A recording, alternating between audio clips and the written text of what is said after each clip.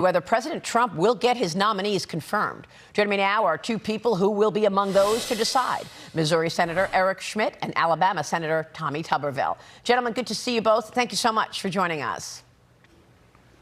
Good to be with you, Maria.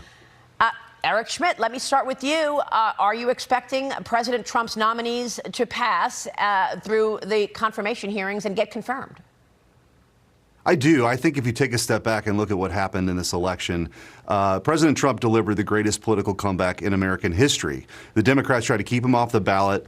They tried to bankrupt him. They tried to throw him in jail for the rest of his life.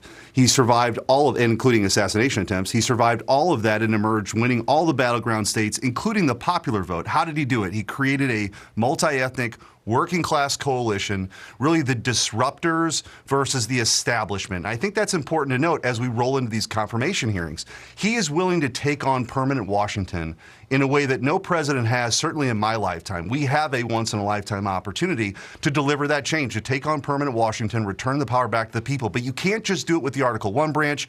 You have to have people you trust to go into these agencies and have a real reform agenda. And that's why I think there's real momentum to get these nominations confirmed, to actually deliver what President Trump promised on the campaign trail. Are you planning to vote yes on all of his nominees?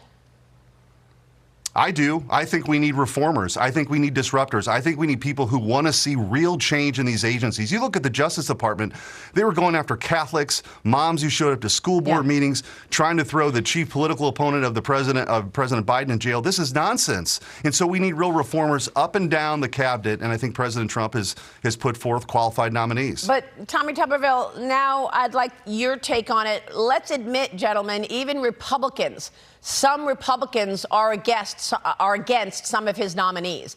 There were Republicans that were talking against Matt Gaetz for Attorney General. So I ask you the same question. Will his nominees get confirmed? Well, there's going to be a lot of hard work, Maria. I've been in the Senate for 4 years, and we've fought back against this radical agenda from the left. We've had to play defense. We've had no chance to play offense.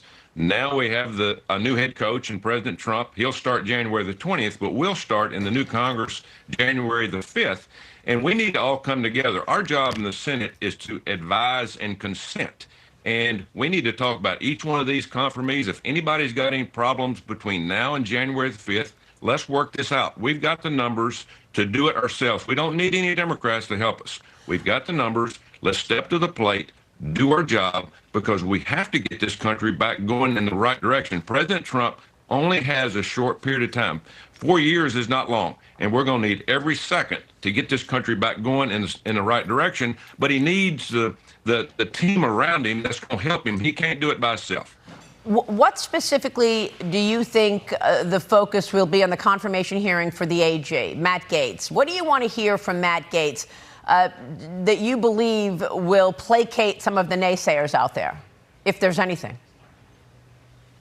Well, I think getting the Justice Department back to what it should be doing, which is going after violent crime. We've seen unprecedented rises in violent crime across the country.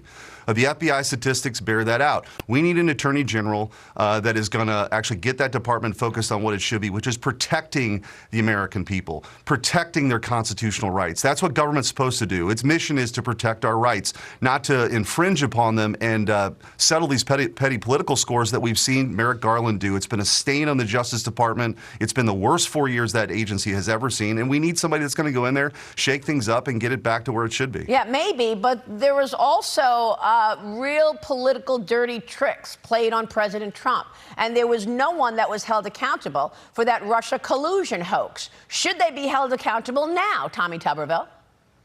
Yes, Maria, we need a fighter. We don't need somebody that's going to wade their way in, feel their way around.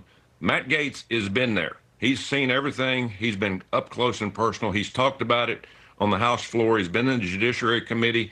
He's not going to be new to this. He understands it. He's a lawyer. He's very good on his feet. He knows how to interrogate people. And we need a fighter. And President Trump needs a fighter. But the main thing for President Trump, he needs loyalty. He needs somebody that understands it, but's going to watch his back, not stand up for things that are wrong, but we need a attorney general that's going to stand up for the Constitution and make sure we go by the Constitution and don't weaponize the DOJ. Let's talk about RFK. There's also Republicans pushing back on his leadership for the HHS position. Your thoughts? What comes out in that hearing? Now, I expect these hearings to be, what, early January? Eric Schmitt? Yeah, I Well, think we'll get going. Yeah, I think we'll get going in early January, right after the new Congress is sworn in, and I'd like to see some accountability there as well. I think when I was Attorney General in Missouri, we sued on the Missouri versus Biden, which exposed this vast censorship enterprise. HHS was right in the middle of that. Anthony Fauci, we took his deposition. I think there needs to be real accountability. The lies that were pushed onto the American people did great damage, ruined livelihoods. You had people being fired for their jobs because they questioned the quote-unquote science and did get shot. This is nuts. It was Orwellian, and I think that there needs to be real investigations in that way, and I think RFK can provide change. Gentlemen, now you took your name out of the running for the AG, Senator Schmitt. Why? Listen, my heart and the fight is in the Senate. I was honored to be, thought of that way, but I was elected by the people of Missouri just 2 years ago. Okay. I want to finish that term. I want to fight alongside Coach and others to help President Trump deliver on his campaign promises. Senator Tuberville, President Trump has been very clear. His priorities will be deporting the millions, and certainly beginning with those who have committed crimes in this country. How will that work in terms of, he's going to do executive orders, I know that, on the first day and in the first 100 days. But in terms of actual legislation, what are you expecting in the Senate with regard to the deportation and the extending of the tax cuts? Well, obviously, the first thing we'll do is border and tax cuts, Maria. But the thing about President Trump, he understands the problem. He's been all throughout the country. We've been overrun by illegal immigrants, some good, some bad. We can all understand that. But Tom Homan's the perfect guy for this because he understands law enforcement. He's going to get all local, state, federal law enforcement together. He's going to do as much as he possibly can to rid the people in this country that's costing us billions of dollars a month, Maria. We can't afford this. We need to get back to helping the people of this country.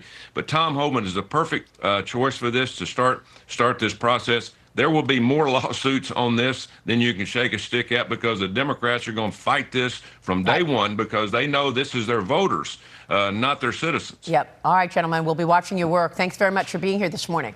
Senators Eric Schmitt and Tommy Tuberville, thank you.